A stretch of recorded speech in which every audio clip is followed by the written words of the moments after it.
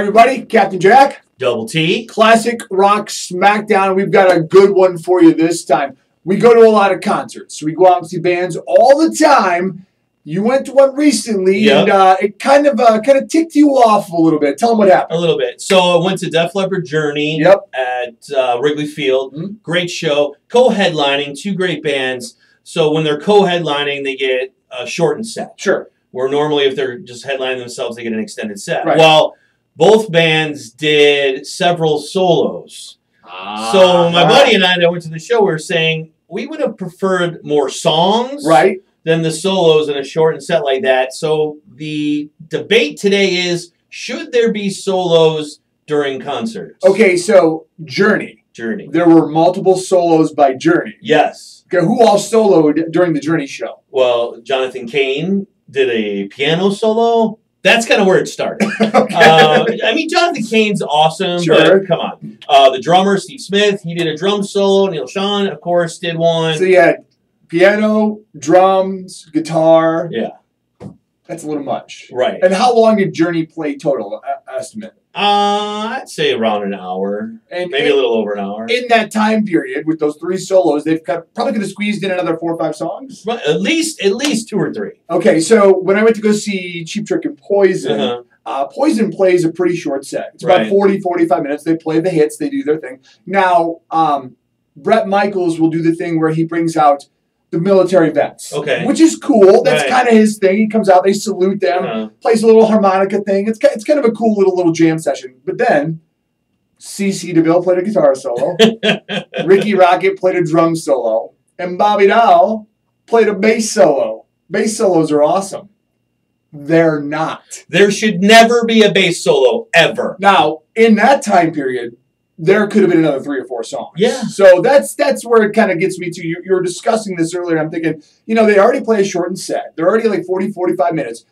Another 4 songs or so? Mm-hmm. Are the solos really necessary? Do the other band members really need to take a break? No. 4 times during a show? You're working an hour a night. Come on. You need to do it. Now, I understand if they're doing an extended set, you get some of these bands that are playing 2 or 3 hours. Sure. Okay, then do some solos. If you got some guys that are back, you got Eddie Van Halen. Right. Boy, you better play a guitar solo. I don't care if it's a 20-minute set, but come on. Clapton, Eddie Van Halen. There are certain people out there, certain musicians, they need to. Right. It's Steve Vai. People like, you go see a show, those people are playing. If they don't solo, you're kind of upset. I don't mind if the singer does an acoustic thing. Sure. Maybe goes out by himself. Right. And does the acoustic guitar, does a song, gives the rest of the guys a break. But I don't really need a 10-minute drum solo. Ever. Now, the piano solo by Jonathan Cain. All right. So here's the thing about that. Okay. So on this tour, Journey's doing a standard hits set. Sure. No, venturing out or anything. During his little thing, he was teasing songs that we weren't going to hear. Oh, that's the worst. Yeah. I know exactly what you're talking about. Here's a piece, here's an intro. Right. Go into a different song. Yeah. Why? Yeah. Why Jonathan Cain? Ozzy does that. Zach Wilde, he'll play a bunch of cuts from songs that you're not going to hear. Don't hurt me like that. No piano solos. A drum solo. Maybe do a little something, little riffing, little feel, little vibe, then go into a song. But anything more than I think like 5 to 7 minutes on a drum solo is a complete waste of time. Now, Quiet Riot, when they come August 3rd for Rock the Dock, Frankie Banali does a little something, but it fits with everything. It kind of goes with the show. Mm-hmm. It doesn't take away from anything. Right. He gets to show off his John Bonham kind of big bass sound that he has. Right. It's a pretty cool thing, but it leads right into something. It's not like, let's go get another beer. Because that's what solos are really for, unless you are, the Claptons or the Eddie Van Halens of the world.